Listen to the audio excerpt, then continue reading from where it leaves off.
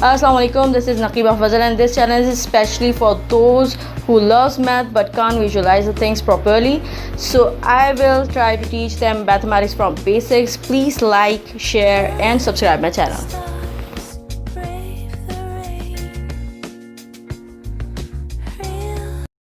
Assalamualaikum. Today we are going to discuss about dimensions first, फिर उसके बाद हम shapes के बारे में डिस्कस करेंगे. डायमेंशंस क्या होती है? अगर मैं ज़ीरो डायमेंशन की बात करूं तो मैं एक डॉट बना दूंगी, ठीक है. डॉट की कोई डायमेंशन ही नहीं होती, ठीक है, ज़ीरो डायमेंशन होती है. अगर मुझे बोला जाए आप वन डायमेंशन बनाएं तो मैं एक लाइन बना दूंगी, स्ट्रेट लाइन, क्योंकि लाइन में सिर्फ एक लेंथ होती है, विड्थ नहीं होती. वन डायमेंशन में सिर्फ लेंथ होती है, विड्थ नहीं होती, ठीक है, चौड़ाई नहीं होती, सिर्फ लंबाई होती है. अगर मुझे बोला जाए कि मैं टू डायमेंशन बनाऊं तो मैं हॉरिजॉन्टल और वर्टिकल दोनों लाइंस बनाऊंगी, दोनों को एक साथ ड्रॉ करूंगी, तो ये मेरी हो जाएगी टू डायमेंशन. अगर मैं टू डायमेंशन को पहचानना चाहती हूँ मेरे पास की चीज़ों से, तो मतलब हम कैसे पहचानें कि भाई ये टू डायमेंशन है कि नहीं है? तो फिर देखें, कोई भी एक चीज़ ले, उसको पेपर पे ड्रॉ कर दें. फॉर एग्ज़ाम्पल मैंने जो है वो पेपर पर बत्तख बना दी, ठीक है. अब ये बत्तख मुझे बेसिकली लंबाई में दिखेगी और चौड़ाई में भी दिखेगी, बट इसका उभार तो मुझे नज़र नहीं आएगा ना, मुझे इसका थर्ड एक्सिस नज़र नहीं आ रहा. मुझे पेपर पे सिर्फ ये एक प्लेन फिगर नज़र आ रही है. तो जितनी भी प्लेन फिगर होती हैं वो सारी टू डायमेंशन होती हैं, ठीक है. थ्री डायमेंशन जो होती है वो होती है जिसमें तीन, मतलब कि लेंथ, विड्थ एंड हाइट, तीनों के तीनों हमें दिख रहे हो. तो मुझे ये जो पेपर पे बनी हुई बत्तख होगी तो उसका मुझे तीन एक्सिस तो नहीं दिख रहे होंगे ना, मुझे तो सिर्फ दो एक्सिस दिख रहे होंगे उसके. हाँ, बत्तख आम तौर पर तो 3D होती है, लेकिन पेपर के ऊपर बनी हुई बत्तख मुझे टू डायमेंशन में दिखेगी, ठीक है. इंशाल्लाह हम जब ये चीज़ करेंगे, प्रैक्टिस में लेंगे इसे, तो हमें और क्लियर होगा कि टू डायमेंशन और थ्री डायमेंशन में फ़र्क क्या है, ठीक है. सो ये थी डेफिनेशन डायमेंशंस को पहचानने के लिए. अब हम रिकॉग्नाइज़ करेंगे शेप्स को. 2D डायमेंशन पर काम करेंगे आज, सिर्फ शेप्स को हमें रिकॉग्नाइज़ करना है आज, ठीक है. मेरे पास फर्स्ट 2D फिगर है सर्कल. सर्कल की जो मेन डेफिनेशन होती है वो तो ये होती है कि सर्कल के जितने भी पॉइंट्स होते हैं वो सारे के सारे सर्कल के सेंटर से उनका डिस्टेंस सेम होता है. लेकिन ये थोड़ी सी अजीब सी बातें हो जाती है ना, इसको हम सिंपली समझ लेते हैं कि भाई मम्मा की चूड़ी लो और देख लो कि वो राउंड है कि नहीं है, उसमें कोई भी शार्प पॉइंट नहीं है तो वो सर्कल है. और ज़्यादातर चूड़ियाँ जो है वो सर्कल ही होती हैं, बहुत कम होती हैं जो स्क्वायर होती हैं और दूसरी शेप्स की होती हैं. अच्छा, इसके अलावा सर्कल जो है वो स्क्वायर शेप भी होती है. आप उसको टच करके देख सकते हो कि स्क्वायर शेप जो है वो हमेशा सर्कल ही होती है, मैंने तो सर्कल ही देखी है. फिर अगर हम बात करें स्क्वायर की, अच्छा, स्क्वायर के लिए हम ये करेंगे कि मैंने 4 जो है वो पेंसिल्स ले ली, ठीक है. एक के कोने को दूसरे के कोने से मिलाया, ठीक है. ऐसे मिलाया कि एक को पहले हॉरिजॉन्टल रखा और फिर दूसरे को उससे वर्टिकल रखा, फिर उसी को जोड़कर हॉरिजॉन्टल रखा बैक साइड पे. मतलब कि एक डब्बा बना देना है मैंने, एक क्लोज्ड डब्बा बना देना है मैंने. तो वो जो चीज़ बनेगी ना मेरे पास वो स्क्वायर बनेगी, ठीक है. तो ये शेप स्क्वायर है और ये भी टू डायमेंशन स्क्वायर है. और स्क्वायर के जो एंगल्स होते हैं वो इक्वल होते हैं, एंगल्स भी इक्वल होते हैं और साइड्स भी इक्वल होती हैं. मतलब कि कोई छोटा बड़ा नहीं होता, सारे के सारे इक्वल होते हैं, ठीक है. अगर हम ओवल की बात करें तो ओवल बेसिकली ये है कि किसी सर्कल को अगर मैं थोड़ा सा खींच दूँ लंबाई में तो जो चीज़ बनेगी ना तो वो होगा ओवल, ठीक है. अब जैसे है अंडा, ठीक है. अंडा तो 3D होता है वैसे, लेकिन अगर मैं अंडे को किसी पेपर पे ड्रॉ करूं तो जो चीज़ बनेगी ना वो होगा ओवल, ठीक है.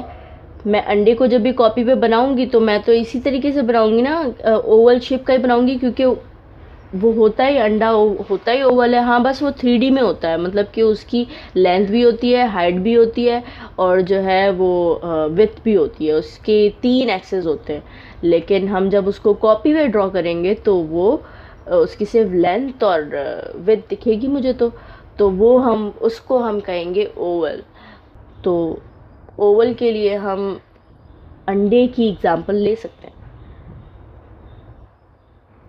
नेक्स्ट है पेंटागन।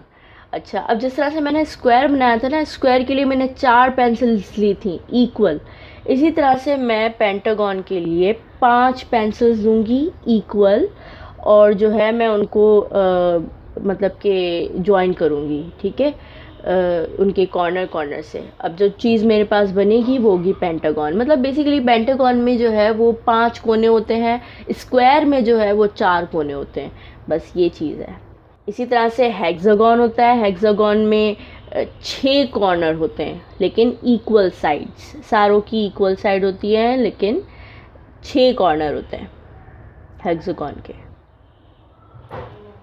इसी तरह से ऑक्टागन भी होता है जिसकी 7 साइड होती हैं।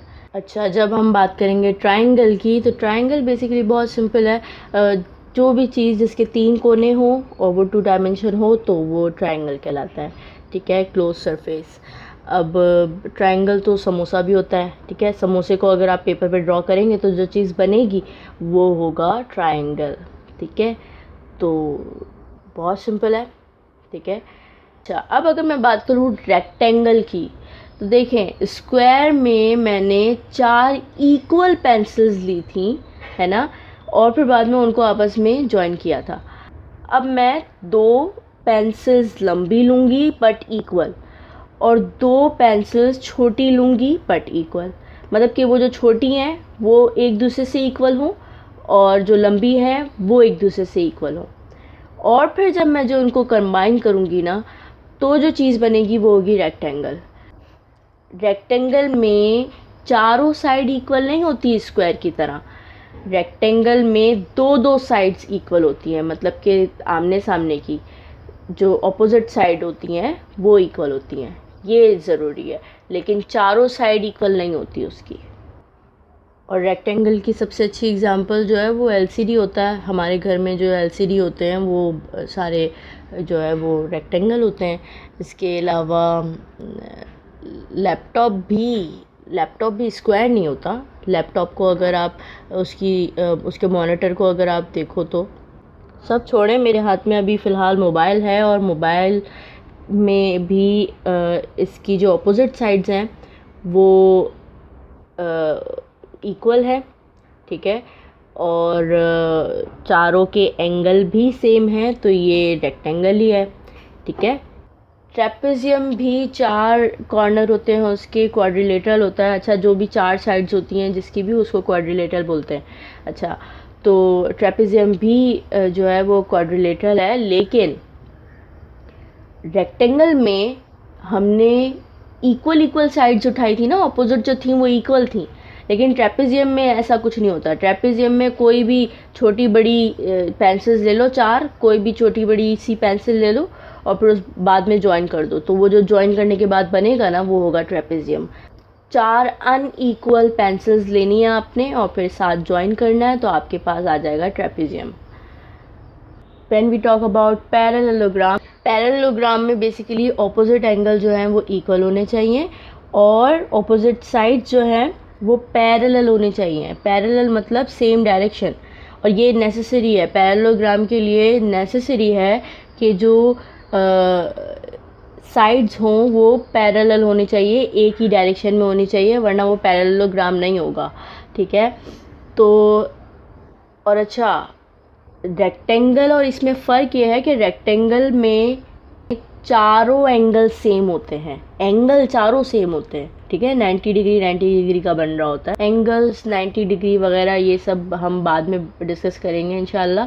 फ़िलहाल मैं आपको सिर्फ इतना बताना चाह रही हूँ कि रेक्टेंगल जो है उसमें चारों एंगल सेम होते हैं, लेकिन पैरेललोग्राम में ऑपोजिट एंगल सेम होते हैं, सिर्फ चारों एंगल सेम नहीं होते, ऑपोजिट एंगल सेम होते हैं।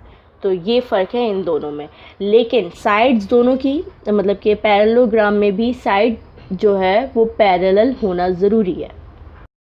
ओके, अब जब बात करते हैं रोम्बस की, तो रोम्बस बेसिकली रोम्बस की चारों साइड्स इक्वल होनी चाहिए स्क्वायर की तरह, ठीक है, मतलब कि चारों साइड इक्वल होनी चाहिए, और ये बेसिकली पैरेललोग्राम ही होता है। हाँ, रोम्बस पैरेललोग्राम हो सकता है, but parallelogram, her parallelogram rhombus हो ऐसा ज़रूरी नहीं है। उसकी वजह यह है कि पैरेललोग्राम तो ये भी होता है कि उसकी ऑपोजिट साइड्स इक्वल हो, बस चारों साइड्स उसका ज़रूरी नहीं है कि इक्वल हो कि नहीं, लेकिन रोम्बस के लिए ज़रूरी है कि चारों साइड्स इक्वल हो, ठीक है। तो रोम्बस के लिए ज़रूरी है चारों साइड्स इक्वल हों और ऑपोजिट जो एंगल हैं वो इक्वल हो, ओनली ऑपोजिट एंगल, ठीक है। अगर रोम्बस के चारों एंगल इक्वल हो जाते तो वो सिंपली स्क्वायर बन जाएगा, ठीक है। तो इनमें सिमिलरिटीज़ है, लेकिन आपको जो मैं डेफिनेशन बता रही हूँ उसके मुताबिक आपको अपने दिमाग में फ़िगर बना लेनी है और फिर बाद में याद कर लेना है कि कौन सी चीज़ कौन सा शेप है, ठीक है। इसी तरह से अपने घर में मौजूद जितनी भी चीज़ें हैं उनकी शेप्स को रिकग्नाइज़ करने की कोशिश करें। देखें कि ये 2 डायमेंशन है या 1 डायमेंशन है या 3 डायमेंशन है, या जो भी आपको समझ में आ रहा है, ठीक है।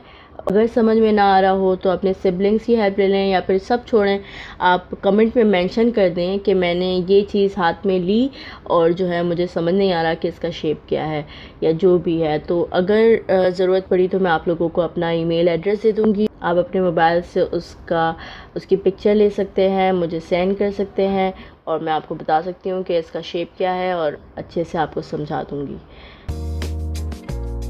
Thanks for your attention. Allah Hafiz.